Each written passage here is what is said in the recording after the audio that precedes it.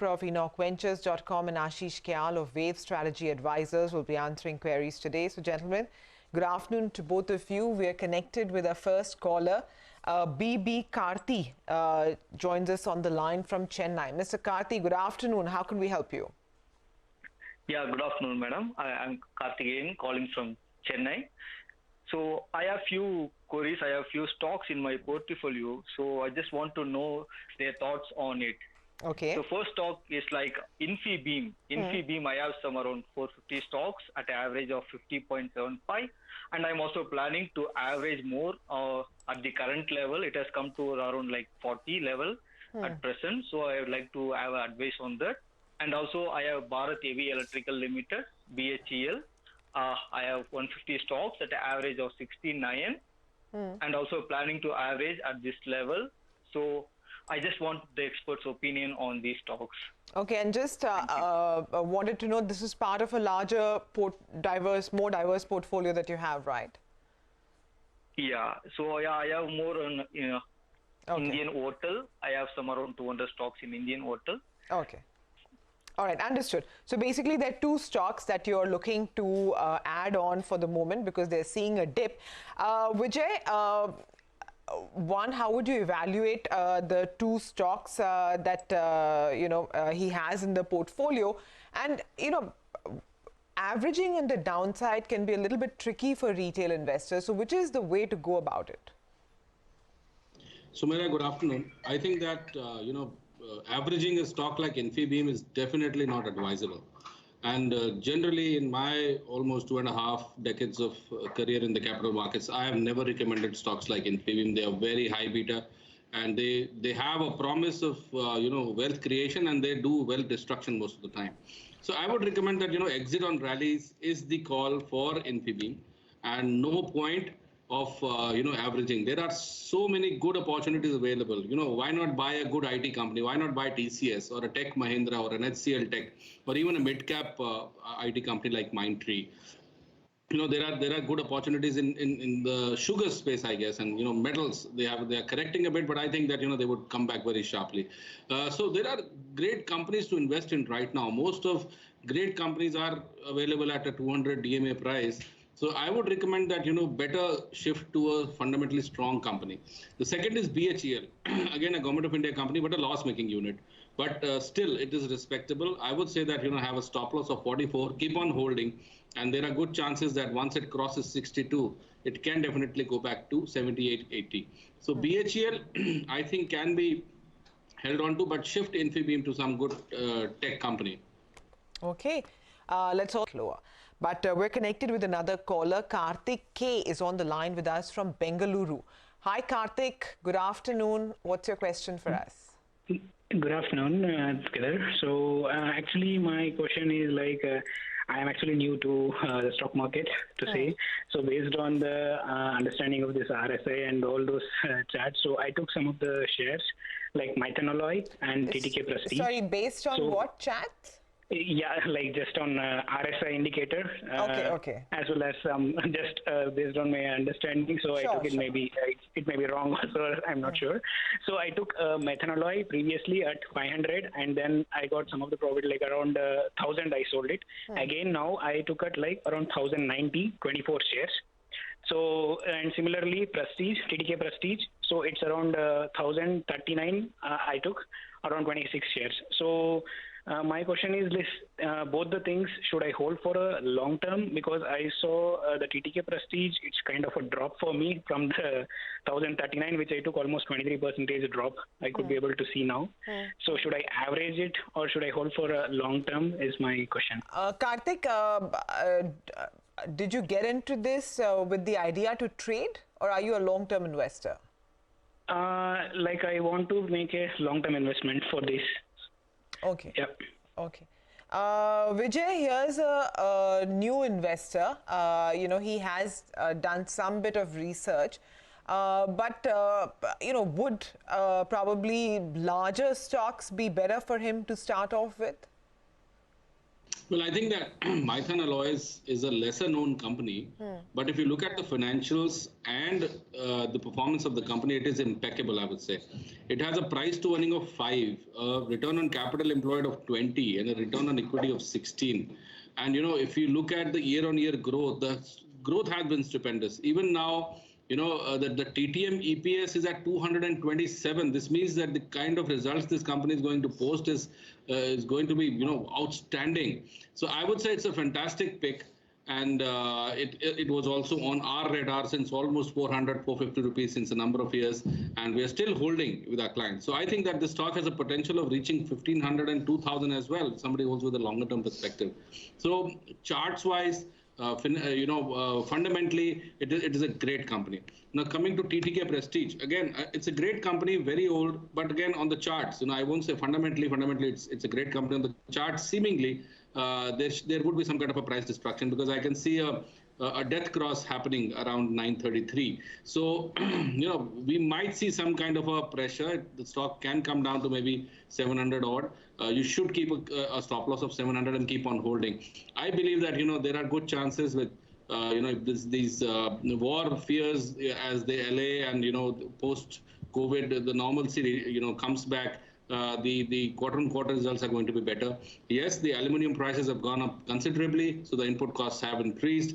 But again, these would be passed on to the customers. So it would take a couple of quarters because all the companies which are into metals, their input costs have gone up tremendously, and this is going to hit the balance sheet big time. So TTK Prestige, keep on holding the stock with a stop loss. And Maithan Alloys, I won't give a stop loss, just keep on holding. The stock would definitely reach 1,500. Okay, Ashi? Hi, welcome back. The recovery is getting sold into once again. So over 420 points lower on the Sensex. Now we're seeing quite a sharp slide, in fact, in the last 10-15 minutes. The Nifty is down 150 points as well. And the big culprits right now appear to be this auto pack. So Hero, Eicher, M&M, they've been big losers, and they're continuing now to lose ground as well. Another big culprit today is Asian Paint. So the stock is down 4% and, once again, continuing to feel the heat even at this hour. And even something like Hindalco is seeing, cuts for now. The mid-cap index is a big underperformer. So that's now down about 1.5%. And on the Nifty Bank, the slide into the red continues over the last half hour as well. But our two experts are with us, Vijay Chopra of EnochVentures.com and Ashish Kyal of Wave Strategy Advisors. And we are connected with Ravi Patil, who's on the line with us from Pune with a query. Hi, Ravi. Good afternoon. How can we help you? Hi, good afternoon. I have bought Olectra shares, 500 Olectra shares at 350 rupees price. So I just wanted to know whether I should hold, considering the volatility. It has gone all the way till 950 and now it came down till around 600. I don't have any urgency. I can hold on for a long time. I just want to see whether there is a further upside possible over here. Are you generally you hold for the longer term? Is this part of a larger portfolio? I mean, this is just around 30% of my portfolio. So Okay. I started investing just 6 months back. It's not that I've been investing since long time. Okay. So Electra Green Tech, by the way, a pioneer in electric bus manufacturing and insulators in India. He's making quite a bit of money over here. Vijay, you think there's a case to remain invested? Well, I think that, he has made money. It's a smaller company. If I look at the financials, the stock is trading at a price to earning of 172, which is still very, very expensive. Yes, it is into in an industry, in an area where we see a lot of potential going forward because one of the investors is BYD, which is a Chinese company. But I think that, keep on booking Electra on every high. And I would say that, if you want to shift, you can shift to a Tata Motors or a Tata Motors DVR because Tata Motors is also doing a stupendous job in the EV space.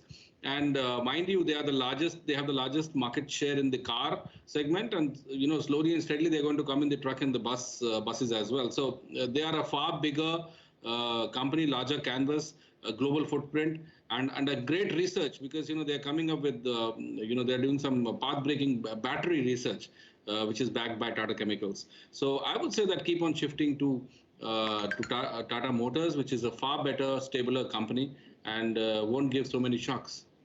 All right, why not stick with the leader? Ashish, what about you? What do the charts tell you? See, overall, the stock has corrected significantly from 850 levels to the downside.